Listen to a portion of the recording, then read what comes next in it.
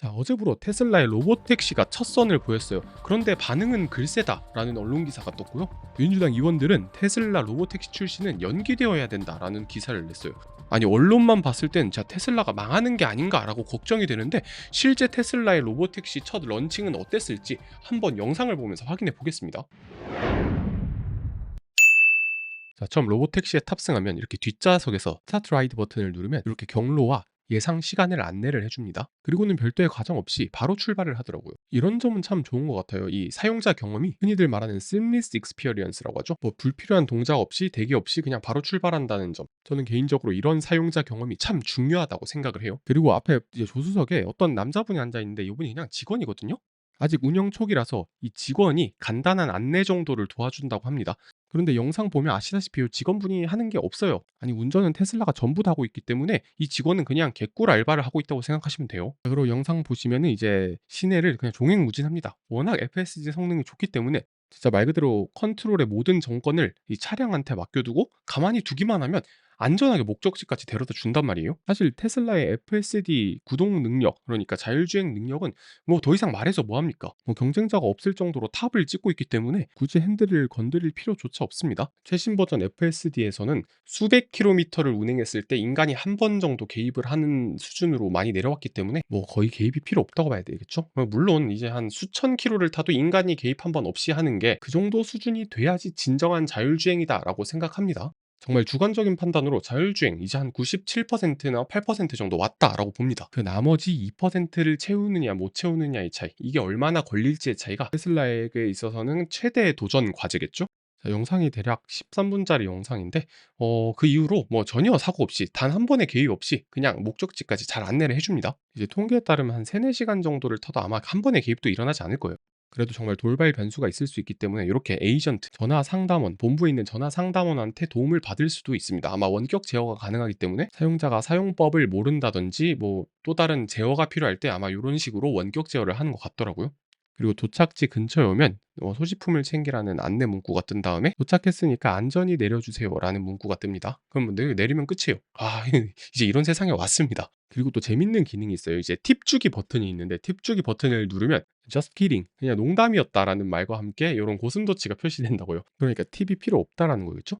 요새 그렇잖아도 팁플레이션 때문에 팁을 20%씩 더 줘서 미국에서 택시 한번 타면 가격이 장난 아니거든요. 그런데 테슬라는 정말 놀랍습니다. 택시와 경쟁사의 요금 비교를 한번 보겠습니다. 7.82마일, 12.6km를 이동할 때 요금을 비교해 본 건데 테슬라 로봇 택시는 팁을 안 내죠. 일단 4.2달러 정액제입니다. 이거 진짜 너무 싸지 않나요? 12km 달렸는데 하나로 한 5,000원 정도 나오는 거예요. 이게 심지어 서울보다도 싸요. 서울 택시가 대략 13,000원에서 2만원 정도 나온다고 하는데 테슬라는 5,000원. 말 그대로 압도적인 가격 경쟁력을 자랑하고 있어요. 그 다음에 이제 우버 같은 경우는 이제 9.5에서 23.5달러. 여긴 이제 팁까지 줘야 되잖아요. 그러니까 가격이 매우 비싸요. 그러니까 가격이 상당히 비쌉니다. 많게는 4배 정도 더 비싸고, 이제 똑같은 로보택시인 웨이모 로보택시도 11.6에서 20.5달러로 한 4배 정도 더 비쌉니다. 결국에는 테슬라의 로보택시는 압도적인 가격 경쟁력이라는 거예요. 경쟁사 대비 거의 2배에서 5배 정도 파격적이다. 물론 지금 현재 한계는 있습니다. 테슬라 로보택시의 지오펜스, 이제 지오펜스라고 하는 것은 구동이 가능한 영역이라고 생각하시면 돼요. 지금은 웨이모의 절반 수준이지만 테슬라의 장점이 뭡니까? 테슬라의 장점은 어디서도 적응할 수 있는 비전 신경망이 있다는 것과 이미 테슬라 차량이 전 세계에서 몇백만 대 돌아다니고 있기 때문에 언제나 전 세계 확장이 가능할 겁니다. 사실 이게 혹시나 모를 안전 문제 때문에 지금 33대 정도로 굴리고 있는데 언제든 이 시범 기간이 종료된다면 전미로 확장하는 것은 물론이고 규제만 없어진다면 글로벌 진출도 그냥 지금 시작하면 바로 이룰 수 있을 정도로 빠릅니다.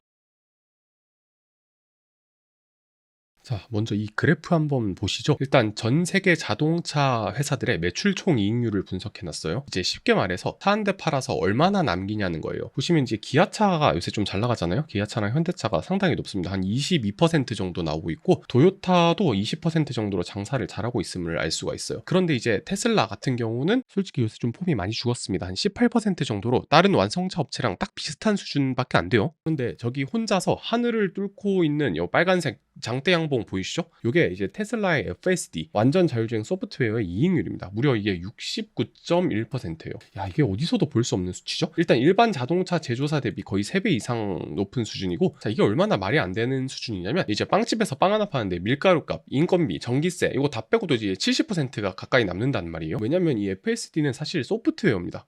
소프트웨어는 이미 완성만 돼 있으면 파는데 영업비용 정도만 발생하지 원가가 따로 들어가잖아요. 뭐 한계 비용이 거의 0에 가깝다고 보면 되는데, 그래서 일반적으로 소프트웨어 기업의 마진율이 뭐 한 50%까지 올라가는 경우가 많죠. 마이크로소프트가 딱 그렇고요. 그럼 또 이런 질문 하시는 분 계실 거예요. 아니, FSD 개발하는 비용은 어디 뭐 땅 파서 나오냐? 그래서 제가 이런 말이 나올 줄 알고 FSD 수익성 상세 분석을 가져왔습니다. 자, 먼저 FSD에 들어가는 하드웨어예요. 이게 대략 $1,000 정도 원가가 잡힙니다. 카메라 8개랑 초음파 센서 12개. 그 다음 이제 하드웨어 4.0. 요게 이제 좀 비싼데 이제 하드웨어 CPU랑 GPU를 통합한 칩이라고 보시면 돼요. 합쳐서 대략 $1,000 정도가 나오게 됩니다. 그 다음 이제 개발비가 많이 들어갔어요. 대략 $1,500. 이게 2024년 R&D 비용의 50%를 이제 배분을 했습니다. 그래서 대략 여기가 한 $1,500 정도. 물론 이것도 약간 추정이 있습니다. 그래서 원가가 대략 $2,500가 나오게 되고, FSD 가격, 현재 가격 지금 $8,000, 하나로 한 1,200만 원, 1,100만 원에 팔고 있기 때문에 FSD 가격에서 원가 $2,500를 빼면 매출 총이익 $5,500가 나오죠. 그럼 얘가 대략 이익률이 69.1%가 나온다는 거예요. 어떻게 보면 비즈니스에 있어서 가장 극한의 마진을 뽑아냈다. 69.1%, 거의 70%에 가까운 막대한 소프트웨어 이익률을 뽑아냈다는 건 결국 테슬라 수익의 원천, 소스는 바로 테슬라의 자율주행이나 로보택시가 된다는 말이에요. 로보택시도 한번 가져봤습니다. 로보택시 사업별 모델별 수익 추정이라는 건데, 테슬라가 직접 운용을 하느냐 아니면은 테슬라 오너들이 쓰는 거에 수수료만 수치를 하느냐인데, 직접 운영을 하는 편이 아무래도 순이익이 훨씬 더 높게 나와요. 이제 대략 $11빌리언, 하나로 한 15조 원의 순이익을 얻을 수 있게 됩니다. 참고로 테슬라의 2024년 순이익이 하나로 10조였어요. 그런데 로보택시의 순이익이 사실 차량 팔아서 얻는 것보다 훨씬 크다는 거겠죠. 결국에는 테슬라의 핵심 산업은 소프트웨어라고 할 수가 있는 거예요. 사실 테슬라의 자동차 부분 사업성, 요거는 많이 쳐줘도 주당 $100 수준 언더입니다. 그러니까 테슬라는 자동차 파는 기업이 아니다 라는 말을 지금 실현을 하고 있는 거예요. 아무도 아마존을 전자상거래 업체로 보지 않아요. 사실 아마존은 이제 클라우드 업체라고 봐야 되고, 애플은 아이폰 파는 업체가 아니라 서비스와 라이프 스타일을 파는 비즈니스를 한단 말이에요. 어떻게 보면 테슬라는 그 비즈니스들보다 더 열려 있습니다. 지금 테슬라 차량이 잘 안 팔리는 건 맞아요. 지금 유럽 판매량 보시면 상당히 저조합니다. 이건 냉정하게 인정할 건 인정해야 될 것 같아요. 차량 판매량이 그렇게 좋지는 않아요. 그런데 결국 로보택시가 팔리고 FSD가 된다면 상방 포텐셜은 아직도 정말 많이 남아있다라고 볼 수가 있는 거죠. 주주들이 원하는 만큼 빠른 속도는 아닙니다만, 일론과 테슬라는 계속해서 목표들을 달성해 나가고 있고 증명하고 있다라고 보여집니다. 여러분의 의견은 어떠신지 댓글 남겨주시고, 영상이 그렇게 나쁘지 않으셨다면 구독, 좋아요도 같이 부탁드리겠습니다. 지금까지 월스트리트 테크남이었습니다.